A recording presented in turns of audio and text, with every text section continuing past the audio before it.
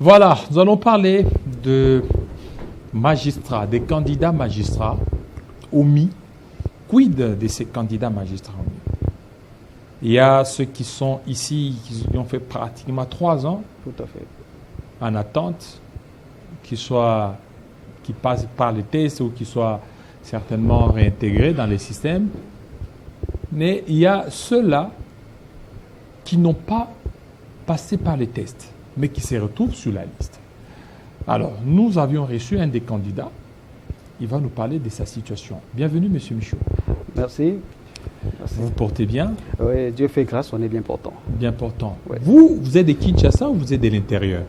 Je suis de Kinshasa. Vous êtes de Kinshasa. Oui, je suis de Kinshasa. Voilà. Ça fait combien de temps vous êtes encore dans l'attente? Parce que vous êtes candidat magistrat.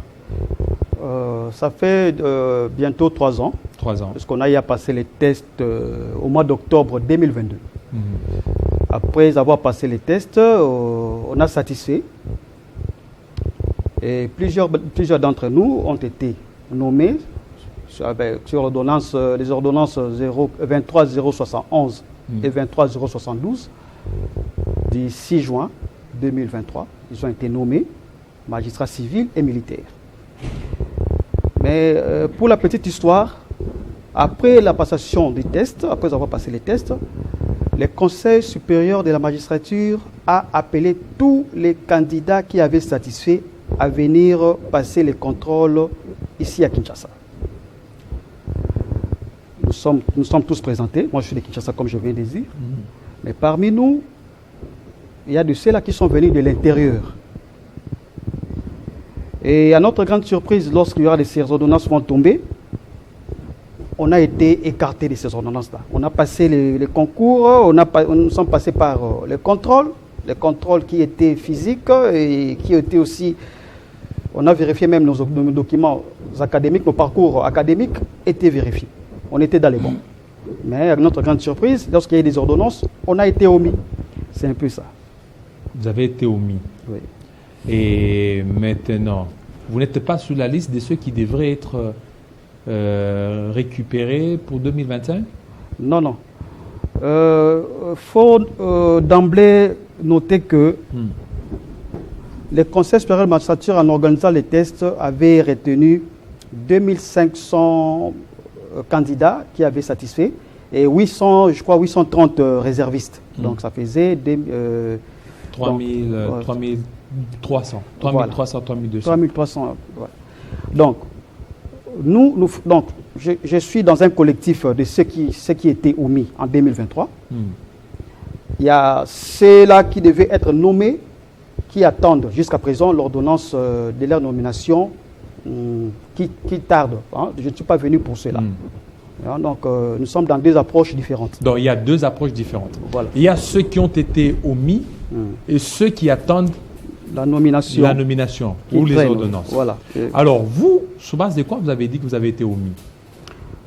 Il y a eu des décisions, nommant des décisions qui ont retenu 2500 candidats à proposer la nomination en 2023, 2500 autres à proposer la nomination en 2024. Nous étions sur la décision de 2500 à proposer la nomination en 2023. Et ce qui n'a pas été fait, nous avons introduit des recours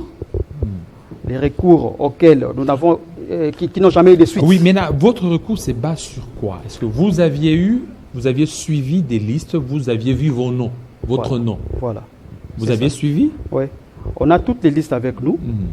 En vérifiant sur ces listes-là, on est même parvenu à déceler qu'il y a eu des fraudeurs. Il y a ces magistrats qui ont été nommés frauduleusement, qui n'ont jamais eu à passer des tests, qui n'ont jamais eu à concourir, mais qui ont été nommés frauduleusement. On a fait un travail de titan, on les a tous identifiés. On a identifié, on ne les a pas seulement identifiés, mais on les a détectés là où ils sont. Ils ont été affectés, leurs premières affectations, sur toute l'étendue de la République. On a leur numéro matricule. Donc, ce sont des fraudeurs, des gens qui ont été nommés frauduleusement. Monsieur Kilolo, je veux un peu vous dire une histoire. Vous savez, lorsqu'on était enfant, lorsqu'on jouait au football, les propriétaires du ballon, c'était c'était lui qui était comme le centre de tout. Et il pouvait dire à un moment donné, tel joue et tel ne joue pas. C'était lui qui décidait. Et à ce niveau, nous pensons que le Conseil supérieur de la magistrature est allé un peu plus loin en décidant qui devait être nommé et qui ne devait pas être nommé. Nous sommes dans les bons, on devait normalement être sur ces ordonnances-là. Mais à notre grande surprise, on prend des gens qui n'ont jamais participé au test. Par clientélisme, on les nomme en lieu à notre place. Et nous avons dénoncé cela. La toute dernière correspondance qu'on a adressée au ministre d'État, ministre de la Justice, date du 14 février, où nous avons dénoncé, nous avons déposé toutes ces listes-là de fraudeurs, leur numéro matricule et leur lieu d'affectation. Et nous avons aussi décelé que parmi ces magistrats nommés frauduleusement, la plupart sont des dames. On n'a pas de problème avec les dames. Mais nous savons qu'il y a des coins et recoins de la République qui ne sont pas, où il n'y a pas de magistrats. Par clientélisme, ceux qui les ont placés, ceux qui les ont nommés, ont préféré les mettre à Kinshasa, les garder à Kinshasa, Gombe, Kalamu, Kinkole, dans d'autres provinces telles que le Katanga, vous allez voir Kasumbalesa, Kolwezi, ils ont placé leurs poulains dans ces coins-là, en oubliant que nous sommes là, nous sommes prêts à aller partout où la République va nous envoyer. Dans notre collectif, on a une dame qui est ici à Kinshasa, elle est ici depuis 2023, lorsqu'on a fait appel à nous pour le contrôle. Actuellement, la dame fait une dépression terrible. Elle est de Goma. Elle a laissé des enfants là-bas. Ici, elle vit dans une famille d'accueil. On devait être avec elle ici, mais compte tenu de sa santé, elle n'est pas avec nous. Donc la dame fait une dépression terrible. Pourquoi elle a fait la dépression? Parce qu'elle n'a pas été retenue. Ou elle a été omise? Elle a été omise. Elle a été omise. Elle est venue de l'intérieur pour Kinshasa, sans moyens conséquents de survie. Et aujourd'hui, on attendait tous puisque la nomination. La nomination. On a fait des démarches auprès du Conseil supérieur de la magistrature, auprès du secrétariat permanent. Il y avait des promesses qu'on nous faisait dans des couloirs, nous disant qu'attendez, lorsqu'il y aura nomination de ceux de 2024, on va vous récupérer. Et comme ça traîne, on voit avec l'évolution des choses, on voit que non, si on s'était, c'est vraiment à notre... Alors vous êtes un homme de combien, vous qui avez été omis? Nous sommes 115. 115 omis. 115 Et sous les 115, vous vous êtes rendu compte qu'on a ajouté 115 personnes? Tout à fait. Qui n'ont jamais passé les tests? Bon, parmi ceux qu'on a ajoutés, je ne dirais pas que tous n'ont pas passé les tests. Il y en a qui devaient normalement être nommés en 2024 et d'autres réservistes qui se retrouvent aujourd'hui magistrats. Mais c'est un cas de fraude. Normalement, ce sont ceux qui étaient retenus sur la liste de 2023 qui devaient être nommés magistrats, mais par clientélisme, on a pris quelques candidats de 2024, on les a nommés, quelques réservistes, on les a nommés magistrats. Alors maintenant, le 115 là, est-ce que vous n'êtes pas peut-être sur la liste de ceux qui devraient être nommés ou sur la prochaine ordonnance? Non, ça je ne saurais le dire, mais à la lire où vont les choses. Pas plus tard qu'aujourd'hui matin, je suivais un représentant du candidat magistrat nommé qui était à nommer en 2024, qui est intervenu sur une chaîne locale ici, qui parlait de leur situation. Ça ne présage rien de bon. Même eux aussi, je sais qu'il y aura des infiltrés, et il y aura des fraudeurs qui seront insérés dans cette liste de nominations. Est-ce que vous aviez aussi saisi le ministre d'État en charge de la justice, Constant Moutamba? Oui, la dernière correspondance, comme je disais tantôt, a été déposée, nous avons déposé le 14 février. Avec la réception, on l'a déposé. On attend voir la suite, on attend voir ce que ça va donner. Est-ce que vous avez eu le temps de lui parler, de le voir, de vive voix, pour que vous parliez, pour que vous exposiez? Oui, on a demandé audience, tant qu'on puisse être appelé pour lui parler de vive voix. Donc jusque-là, vous attendez audience et qu'on n'a pas encore... répondu favorablement à votre audience? Non, jusque-là pas encore. Alors, qu'est-ce que maintenant vous voulez? Vous étiez sur quelle liste là? Vous étiez numéro combien? Personnellement, j'étais le numéro 1458. 1458. 1458. Et lorsqu'on regarde là-bas, il n'y a pas 1400, il y a 1458, il y a quelqu'un d'autre qui est là. Oui, il y a quelqu'un d'autre. Il y a quelqu'un d'autre qui a été nommé à ma place. Bon, je ne voudrais pas parler, singulariser cette histoire à... Non, peut-être vous êtes là, c'est qu'il y a d'autres. C'est-à-dire Voilà. que vous êtes comme un échantillon. Tout à fait. Vous êtes comme un échantillon sur les 100, sur une centaine de candidats.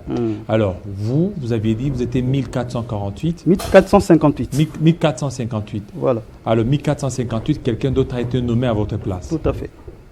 Tout à fait. Et ce que nous demandons au Conseil supérieur de la magistrature, c'est de revoir cette histoire. Nous avons écrit au ministre d'État, ministre de la Justice. Nous lui avons demandé d'analyser au cas par cas les dossiers de tous les candidats lauréats omis en vue de notre rétablissement dans nos droits usurpés. Deuxièmement, on a demandé à ce qu'on puisse extirper et révoquer tous les magistrats nommés frauduleusement, tout en sanctionnant sévèrement leurs mentors. Ils ont des mentors et ces mentors-là doivent être sanctionnés. Dans un pays qui se dit un pays d'état de droit, on ne peut pas concevoir qu'au niveau de la justice, qu'il y ait une telle fraude. D'autant plus que, comme disent les latinistes, fraus omnia corrumpit, la fraude corrompt tout. Nous demandons à ce que tous ces magistrats nommés frauduleusement puissent être élagués et que nous puissions être